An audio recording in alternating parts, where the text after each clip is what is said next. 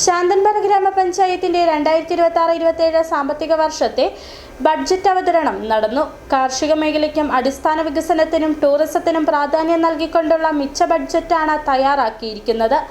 ഗ്രാമപഞ്ചായത്ത് vice president J Manju budget അവതരിപ്പിച്ചു. ശാന്തൻപാറ ഗ്രാമപഞ്ചായത്തിന്റെ വരുന്ന ഒരു വർഷക്കാലത്തേക്കുള്ള ബഡ്ജറ്റ് അവതരണം പഞ്ചായത്ത് കോൺഫറൻസ് ഹാളിൽ നടന്നു. പൂർണ്ണമായും കാർഷിക മേഖലയെ ആശ്രയിക്കുന്ന ഗ്രാമപഞ്ചായത്തിൽ കാർഷിക മേഖലയ്ക്കും ടൂറിസത്തിനും ഊന്നൽ നൽകിക്കൊണ്ടുള്ള ബഡ്ജറ്റാണ് അവതരിപ്പിച്ചത്. 25,73,48,610 രൂപ വരവും 25,49,65,928 രൂപ ചിലവും പ്രതീക്ഷിക്കുന്ന മിച്ച ബഡ്ജറ്റാണ് panchayat vice president J Manju അവതരിപ്പിച്ചത്.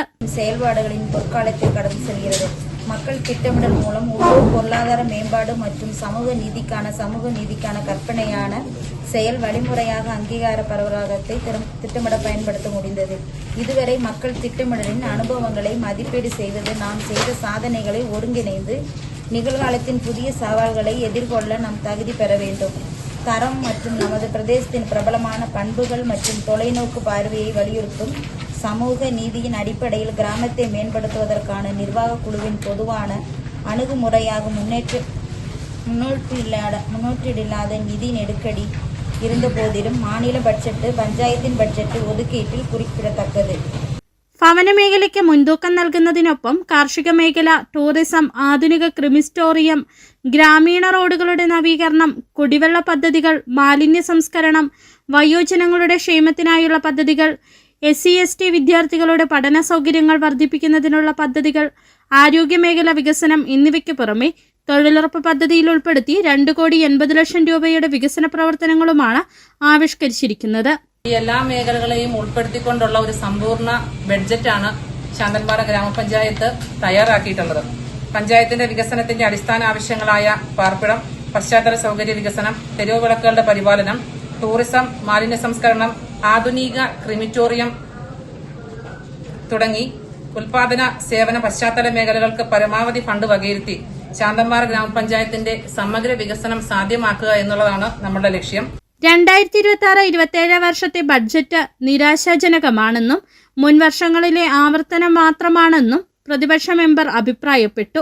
ഈ ബഡ്ജറ്റ് എന്നുള്ളതാണ് എന്റെ അഭിപ്രായം. കാരണം ഒരു ആവർത്തനമല്ലാതെ പുതിയതായി ഒരു തനത് ഫണ്ട് കണ്ടെത്തുവാൻ ഈ വർഷങ്ങളിൽ നമുക്കിനി വരുന്ന വർഷങ്ങളിൽ എന്താണ് പുതിയതായി നമുക്കൊരു തനത് ഫണ്ട് കണ്ടെത്തുവാൻ എന്നുള്ള ഇതിനെക്കുറിച്ചുള്ള യാതൊരുവിധ മാർഗനിർദ്ദേശങ്ങളും ഈ ബഡ്ജറ്റിൽ കാണുന്നില്ല.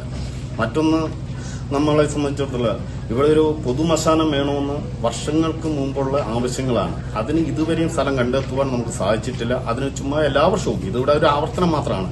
എല്ലാ വർഷവും ഇങ്ങനെ നമ്മൾ പൈസ മാറ്റി വയ്ക്കും, അത് ലാപ്സായി പോകും. വീണ്ടും ഈ വർഷവും പൈസ മാറ്റി വെച്ചിട്ടുണ്ട്. പക്ഷെ അത് പൂർത്തീകരിക്കുവാൻ എന്താണ് നമ്മൾ ചെയ്യേണ്ടത്, എവിടെയാണ് നമ്മൾ സ്ഥലം കണ്ടെത്തേണ്ടത്, അതിനെക്കുറിച്ചൊരു ഇതുവരെയും നമുക്ക് സ്ഥലം കണ്ടെത്താൻ സാധിച്ചിട്ടില്ല.